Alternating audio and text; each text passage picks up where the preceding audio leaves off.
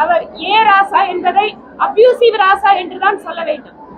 தமிழகத்தில் இப்போது நடந்து கொண்டிருக்கின்ற நிர்வாக சீர்கேடு மிக்க ஒரு ஆட்சி, ஊழலுக்கு உறுதுணையாக இருக்கின்ற ஆட்சி, வாரிசு அரசியலை தூக்கி பிடிக்கின்ற ஆட்சிக்கு முடிவு முறை எழுதுகின்ற விதத்திலே நீலகிரி பாராளுமன்ற தொகுதி தாமரையினுடைய வசமாகும் என நம்புகிறோம்.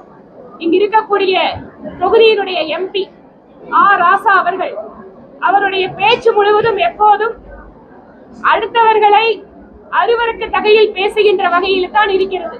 அவர் ஏ ராசா என்பதை அபியூசிவ் ராசா என்றுதான் சொல்ல வேண்டும்.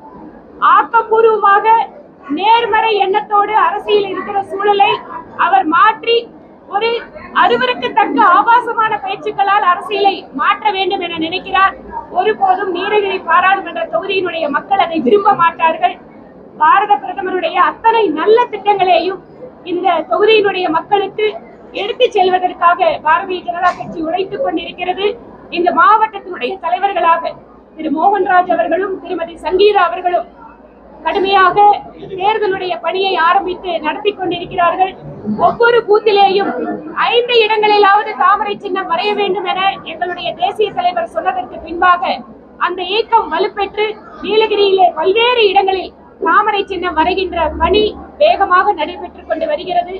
தாமரை என்பது 10 ஆண்டுகளாக மத்தியிலே நல்லாட்சி நடத்துகின்ற, நேர்மையான ஆட்சி நடத்துகின்ற அந்த ஒரு பிரதமருடைய ஆட்சியை தமிழகத்திலும் ஒரு நல்ல மாற்றத்தை கொண்டு வருவதற்காக, மக்களுடைய மனங்களில் தாமரை எடுத்துச் செல்வதற்காக எங்களுடைய பணி தொடரும்.